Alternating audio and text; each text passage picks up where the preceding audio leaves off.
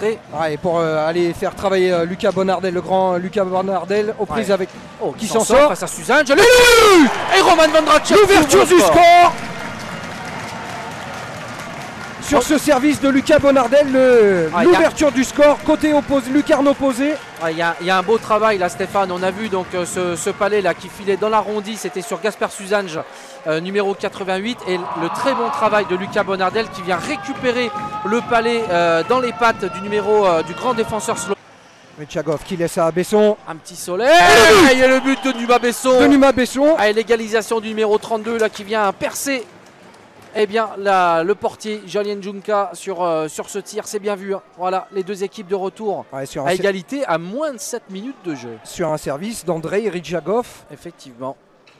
Qui prendra... Qui devrait prendre la première assistance sur ce but des pots, qui va être porté vers l'avant, qui va remettre à la bœuf sur Suzanne. Suzanne qui va faire le palais, et ça va partir pour Paul Joubert. Et Paul Joubert en 1 contre 1. Et le poteau rentrant de Paul Joubert qui vient redonner l'avantage aux Rapaces de Gap. Eh bien cette ligne de jeunes qu'on disait explosive, la voilà, elle commence à faire fructifier le travail. Et la joie de Paul Joubert sur son banc. Ça fait 2-1 pour les Rapaces de Gap.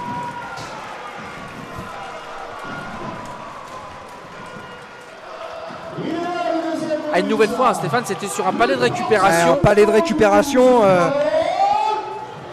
Bonne défense et ça va ressortir une nouvelle fois pour les Rapaces. Et Chad Langlais. Ah, c'est dur là pour les pionniers depuis le deuxième but là de gagner des duels dans la bande. Suzanne Ja. Et le but de Chad Langlais qui signe son retour tout seul.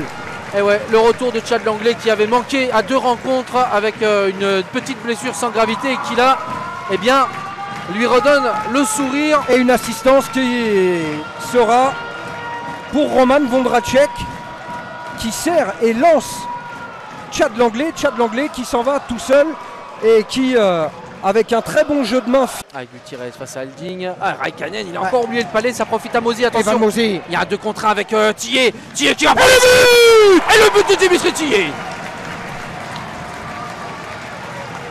Ah, ils se sont trouvés hein, sur... voilà, c'est une nouvelle fois, Stéphane, on l'a vu, c'est donc la perte de palais de Raikkonen qui permet aux Rapaces de se projeter rapidement vers l'avant. C'était avec Evan Mosi et Dimitri Tillet, là, tout sourire qui arrive sur le banc. Il est content, Dimitri. Parce que ça fait un petit moment qu'il cherche. Ça fait un moment qu'il cherche, voilà, et il suffisait de pas grand chose. Et notre pronostic de dire que le premier tir à voir. Gutiérrez face à Jasper. Une nouvelle fois cet engagement de centre. Et le but. Oh, le but de Raphaël Faure. Il va transpercer la lucarne. Oh, et Raphaël Faure, je pense.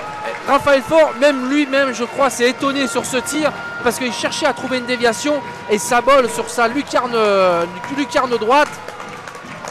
Avec un peu de réussite, il l'avoue, je pense, un peu de réussite, mais ça passe et ils ont la dynamique, ils ont la baraka avec eux, les Rapaces de Gap. Ça fait largement au-dessus ce tir. De retour à 5 contre 5. Les deux équipes, les pionniers qui sont toujours en contrôle dans leur zone. Casa, la feinte de shoot, Besson.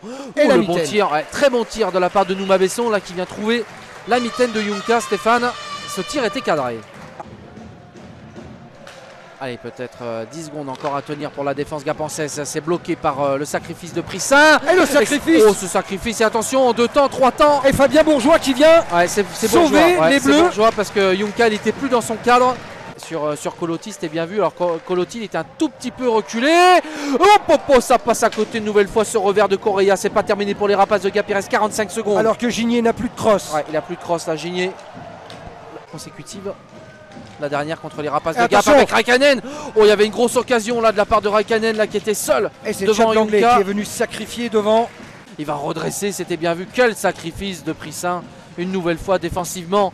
Attention, ouais, le contrôle de la garde.